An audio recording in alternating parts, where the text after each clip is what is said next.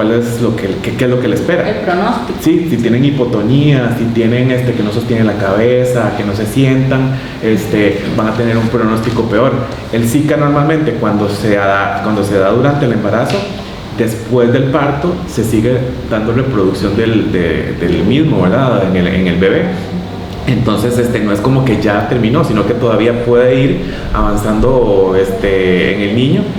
Y muchos de los casos terminan, o sea, son términos que pueden ser fatales. Ahorita, gracias a Dios, tenemos mucha tecnología y los niños no se mueren, pero también tienen muchas complicaciones y muchas secuelas. Y pueden terminar como un niño con parálisis cerebral infantil, ¿verdad? Asociado, porque entonces ahí el acercamiento es después, bueno, ella dice, es que todavía no controla la cabeza, todavía no habla, todavía no tiene pinza, pero entonces hasta qué momento, porque también es como un shock, que no va a caminar. Entonces ahí ya viene el proceso en donde nosotras entramos, ok, vamos a ver qué productos de apoyo puede que necesite. El impacto que sienten estas mamás cuando les dicen usuario de silla de ruedas o del coche, o del punto de que a nivel funcional o de autonomía, ¿verdad? Que lo que se ve en parte de terapia ocupacional, la parte de autonomía, no vas a poder comer, o no vas a poder tomar un lápiz, o el tipo de textura de comida, por ejemplo. Entonces, esa es como la parte como más difícil, ¿verdad? Que es como el proceso de duelo o de aceptación que van llevando estas familias. Yo creo que, digamos, uno lo puede llevar con el tiempo, pero inicialmente lo que nosotros sí vemos en la primera consulta básicamente son todos los aparatos y todo lo que se puede ver frente a la Zika. Entonces, primero la microcefalia, que es dependiendo de la microcefalia puede haber entre mayor microcefalia, mayor riesgo de que tengan problemas motores más adelante. Pero después también hay que ver la parte de la visión, de la audición, de la deglución, del tono muscular.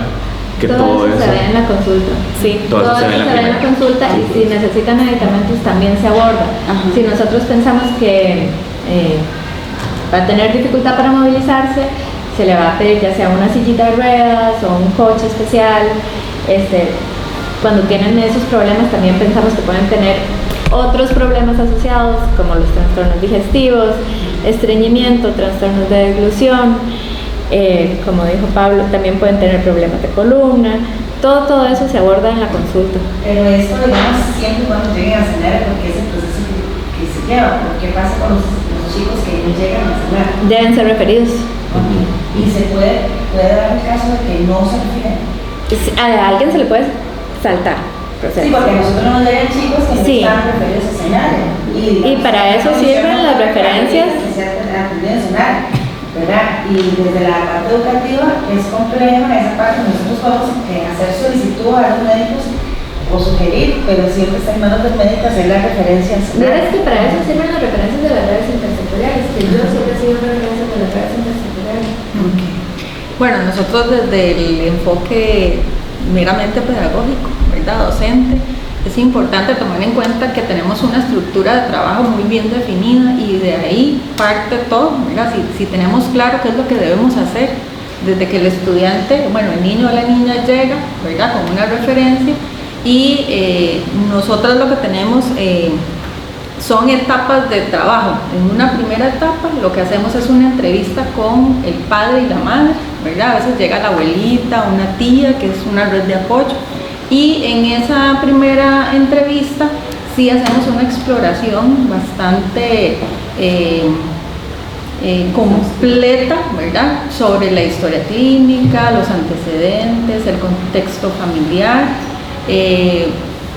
todo lo que se dice en una referencia para nosotros es muy importante, ¿verdad? Y a veces nos cuesta un poco traducir lo que está ahí, pero es importante para nosotros eso que viene, ¿verdad? Por lo que es las causas por las cuales es referido el niño o la niña. Parte de esta entrevista también debemos tomar en cuenta cuál es el contexto donde se desenvuelve el niño y la niña, porque eso es vital, ¿verdad? Y quiénes son las personas que apoyan a la familia, en este caso a la mamá o al papá, ¿verdad? Porque a veces es el papá el que viene con el niño. Y las redes de apoyo son importantes porque una mamá que esté solita en este proceso va a ser muy complejo todo el proceso que debe llevarse, porque el niño tendría que asistir posteriormente ya a una dinámica educativa de 3 o 4 o 5 días a la semana, ¿verdad? Y a veces es para ellas un poco difícil, sobre todo si hay otros niños en esa familia que estén en procesos también educativos. La dinámica familiar para nosotros es muy importante porque sí realizamos un trabajo centrado en la familia. Prácticamente sin una familia que no apoye, nosotros no podemos realizar un proceso educativo exitoso, que eso es lo que se requiere, ¿verdad? Y en una segunda parte iniciamos con una valoración inicial y todas tenemos, dependiendo del nivel, tenemos un instrumento donde podemos valorar, ¿verdad? Al niño en términos del referente teórico, que en este caso para nosotros sería la guía pedagógica. De ahí iniciamos dependiendo de la edad y el nivel que nosotras estemos dando, así se tiene ya un instrumento muy bien definido y iniciamos con un proceso muy de juego, muy de buscar un vínculo, de tratar de lograr poder establecer una empatía con el niño que tenemos ahí y hacerlo de forma muy libre, ¿verdad? No tratamos de invadir en una primera instancia porque el niño no nos va a trabajar, ¿verdad? No va a hacer las cositas que sabe y a partir de ahí estableceríamos una dinámica para conocer las habilidades y las destrezas, todo en positivo, todo lo que podamos lograr ver qué hace y a partir de ahí ya establecemos un programa de trabajo, ¿verdad? Muy coordinada con la familia. De hecho, en esta primera etapa ellos no saben por qué son referidos, por ejemplo, en el caso de nosotras, a un centro de enseñanza especial y cuál es la dinámica de trabajo, por dónde es que se va a ir, por dónde vamos a hacer el proceso, si voy una vez, 2 veces, 3 veces a la semana, cuál es la dinámica, para qué van, por qué van y por qué deben continuar en el programa hasta que se dé el proceso inclusivo, por ejemplo, que para nosotros es una de las metas, ¿verdad? Lograr que la mayor cantidad de niños posibles en esta primera etapa, entre los 0 y los 6 años, logren irse a procesos inclusivos tan pronto como sea posible, ¿verdad?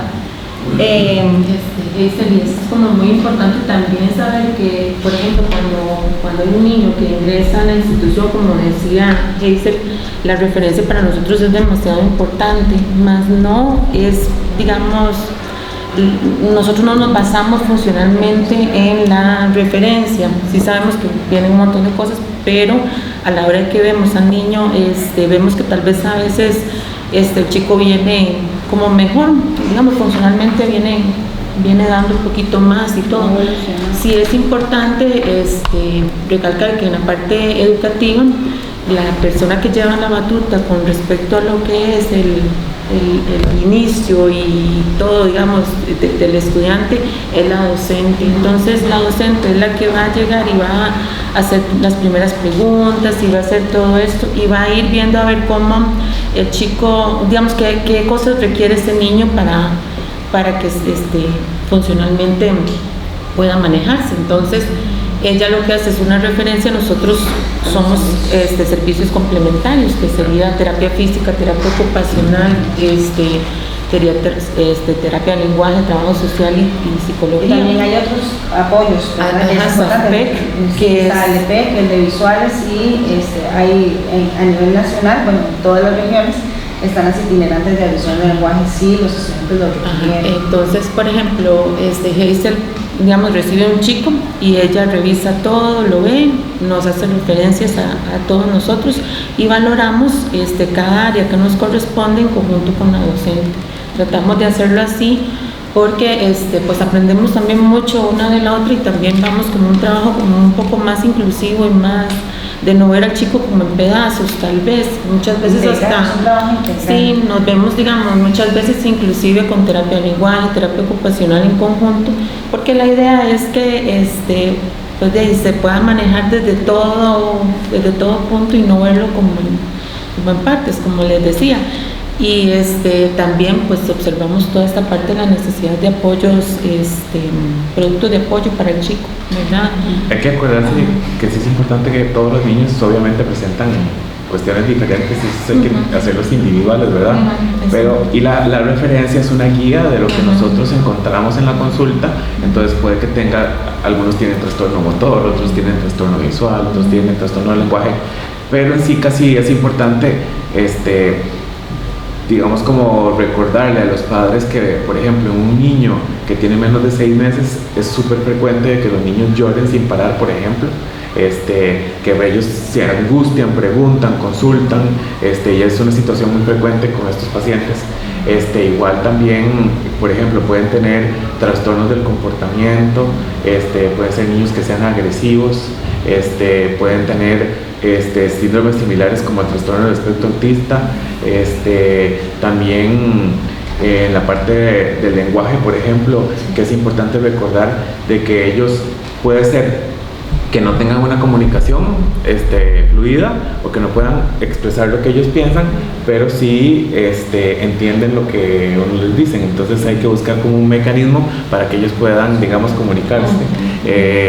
Entonces todas estas cositas que son, digamos, cosas pequeñitas, hay que explicárselas a los papás porque ellos dicen, como decía la compañera, ¿por qué están aquí? ¿Verdad? Porque vienen a un centro educativo. Y bueno, vienen a un centro educativo porque hay ciertas destrezas que no tienen, que va a ir adquiriendo poco a poco. Porque sí, como les decía, puede ser que el primer año sea un niño completamente normal, pero a partir del año ya empiezan a ver cosas que no se ven normalmente durante el primer año de vida, porque es un niño que los bebés cuesta mucho diferenciar si tienen un trastorno motor o no tienen trastorno motor. Pero sí, digamos, a mí me entra una duda. Por ejemplo, cuando es el Zika, por ejemplo, al año, ustedes mandan un examen para descartar que sea Zika. No, eso se hace en la etapa neonatal. Si no se hace en la etapa neonatal, ya no se hizo. Recién nacido. Ajá. Nosotros tomamos las muestras cuando ha habido historia de un cuadro en la madre que significa que puede ser Zika. Después, si el niño, digamos, era extranjero, nació aquí, se captó muy tarde, viene de Nicaragua y llegó aquí al año, 2 años de edad, entonces uno le hace la referencia a infectología para que ellos determinen si pueden todavía tomar una muestra. Pero es que si, digamos, agarras un niño muy grande y le vas a hacer serologías por una enfermedad infecciosa, no puedes saber si la infección fue en qué momento, ¿verdad? Entonces, si esa es la causa de una discapacidad o no, ahí ya es más difícil de determinar. Pero para Zika congénito, aquí nosotros, si hay factores de riesgo, hay microcefalia, hay historia de enfermedad infecciosa, recién nacido se le toman las muestras. A mí me gustaría, saltando un poquito del tema, recalcar la parte conductual.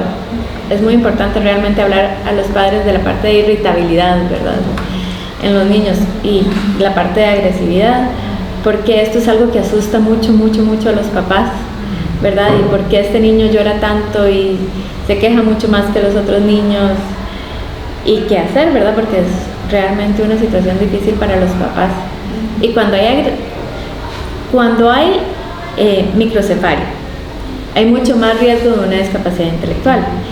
Cuando hay parálisis cerebral severa, ¿verdad?, niveles 5, niveles 4, también hay más riesgo de una discapacidad intelectual. Cuando hay Zika, hay más riesgo de un trastorno del lenguaje. Y todas estas cosas son factores de riesgo, a su vez, para autoagresión, ¿verdad? Y los padres ven un chiquito autoagresivo, ven un chiquito irritable, y es una situación muy difícil de manejar, ¿verdad? Entonces, es importante que estos niños sean referidos a los servicios de neurodesarrollo